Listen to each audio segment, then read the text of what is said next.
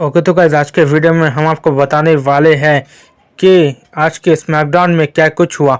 तो आज स्मैकडाउन की पूरी रिव्यू देने वाले हैं इस वीडियो में, तो ध्यान से देखिए मेरी वीडियो लास्ट तक देखिएगा तभी जाके आपको समझ में आएगा।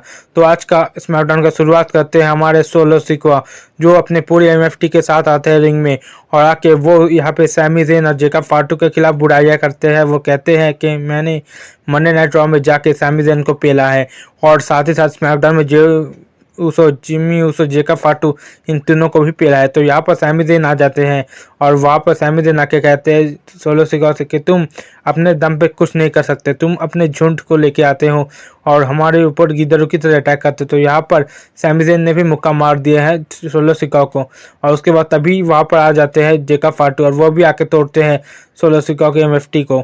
और उसके बाद जिम्मी उसो भी आ जाता है। तो जिम्मी उसो, सैमी ज़ेन और जेकब फाटू ये तीनों एक टीम में हो जाते हैं और सोलो सिकोआ के एमएफटी बाहर निकल जाते हैं। और तभी यहाँ पर निक ऑल्डिस आते हैं और निक ऑल्डिस आके अनाउंस करते हैं इनके 6 मैन टैग टीम मैचेस के। तो इसके बाद हमें यहाँ पे चेल्सी ग्रीन अपने टीम के साथ देखने को मिलता है और वो कहते हैं कि हमारे बराबर कोई नहीं है स्मैकडाउन के लॉकर रूम में।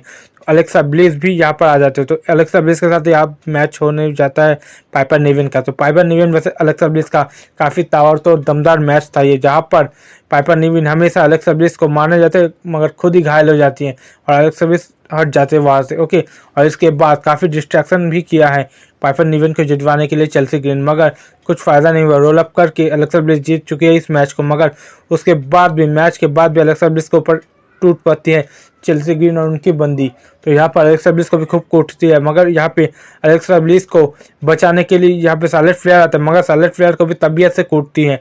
स्टील स्टेप में रिंग साइड में भी पटक पटक के मारती है शार्लेट फ्लेयर को भी।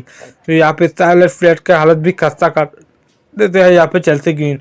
और उसके बाद पहले से ही तो अलेक्सा ब्लिस रिंग में पड़े ही थे, उसके बाद एक फ्लैश लगा देती है अलेक्सा ब्लिस के ऊपर। उसके बाद ये टीम डोमिनेट करती है चेल्सी ग्रीन की टीम स्मैकडाउन में।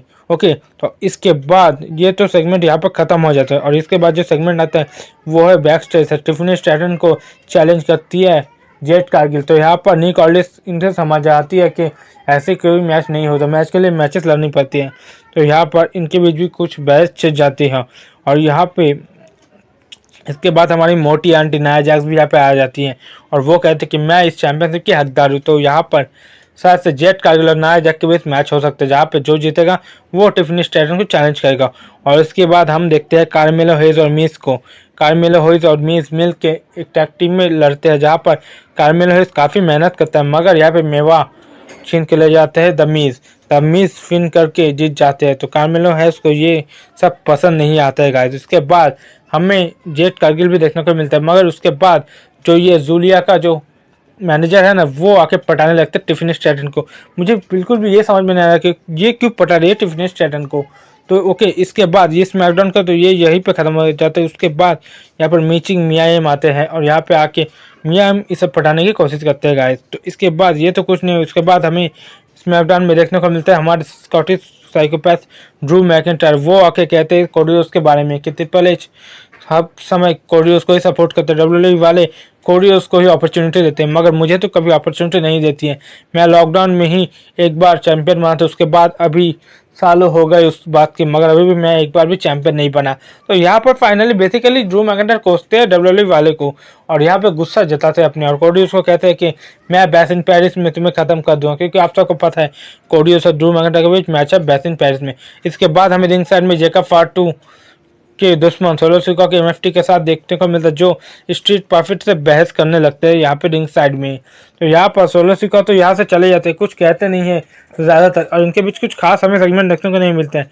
मगर इसके बाद हमें बैक स्टेज में और एक चीज़ देखने को मिलता है, जो कि व्हाइट सिक्स के एक मेंबर जो हथौड़ा लेके दौड़ते हैं उन्हें हमें देखने को मिलता है, मगर ये क्यों हुआ मुझे भी पता नहीं। उसके बाद हमें टोमासो चांपा और जॉनी गार्गानो के साथ स्ट्रीट प्रॉफिट की मैच देखने को मिलता है, जो काफ़ी ज़बरदस्त होता है, जहाँ पर स्ट्रीट प्रॉफिट काफ़ी शानदार मैचेस में परफॉर्मेंस करते हैं। यहाँ पे ये एंजल और डॉकिंस और इनका नाम भी पता नहीं है पूरा, मॉन्टेस फोर्ड होगा शायद, तो ये जीत जाते हैं इस मैच को। तो आप सबको पता है कि व्हाइट सिक्स चैंपियन है, तो नंबर ऑफ कंटेंडर ये बन जाते हैं और मीज और कार्मेलो हेज के बीच बहस भी छिड़ जाती है रिंग साइड में, जो हमें दिखाया जाता है गाइस। तो आज के स्मैकडाउन मैं बताऊँ कुछ खास ज़्यादा नहीं था, कुछ चलाना था, खींचना था, ऐसे सिपरेच इसलिए खींच दिए। मगर उसके बाद हमें आर्थर देखने को मिलता है जहाँ पर वो हंसाते रहते हैं। मगर यहाँ पे एलिस्टर ब्लिस आके कहते हैं कि तुम हंस रहे हो, मैंने तुम्हारा जो दोस्त था डेमियन प्रीस्ट को ठिकाने लगा दिया, अब तुम्हें भी ठिकाना लगा सकता हूँ मैं। इसके बाद मुझे लगता है कि आर्थर और एलिस्टर ब्लिस के बीच शायद से कुछ मैच हो सकता है गाइस, इनके बीच कुछ खिचड़ी पक सकती है गाइस। मुझे तो ये समझना कि यही लगा, बस कुछ खास नहीं था, यही था बस जो था। आज के स्मैकडाउन में ना जॉन सीना देखने को मिला, ना ब्रॉक लेसनर देखने को मिला, ना हमारे ओटीसी वन रोमन रेंज देखने को मिला। और बैक स्टेज में सिर्फ सैमी ज़ेन, जिमी ऊसो और जेकब फाटू के बीच कुछ सेगमेंट देखने को मिलता है जहाँ पर जेकब फाटू कहते हैं देखो सैमी, तुम हमारे ब्लड लाइन के मेंबर्स नहीं हो, तो इसीलिए मैं सिर्फ तुम्हारा हेल्प करना चाहता क्योंकि सोलो मेरा दुश्मन है, बस इससे ज़्यादा कुछ नहीं। तो यहाँ पे सैमी ज़ेन कहते हैं कि तुम ठंडे हो जाओ, बस ज़्यादा गुस्सा होने की जरूरत नहीं। इसके बाद सैमी ज़ेन आता है रिंग में मैचेस के लिए। उसके बाद जेकब फाटू, जिमी ऊसो आता है और ये तीनों वर्सेस तीनों के 6 मैन टैग टीम मैच शुरू होता है जहाँ पर सोलो सिका तो काफ़ी डोमिनेट करते हैं। मगर यहाँ पे टाला टोंगा नहीं होते, ये तीनों ही 6 मैन टैग टीम लगते हैं। मगर मैच के बाद जेकब फाटू, जिमी ऊसो का टीम जीत जाती है इस मैच में।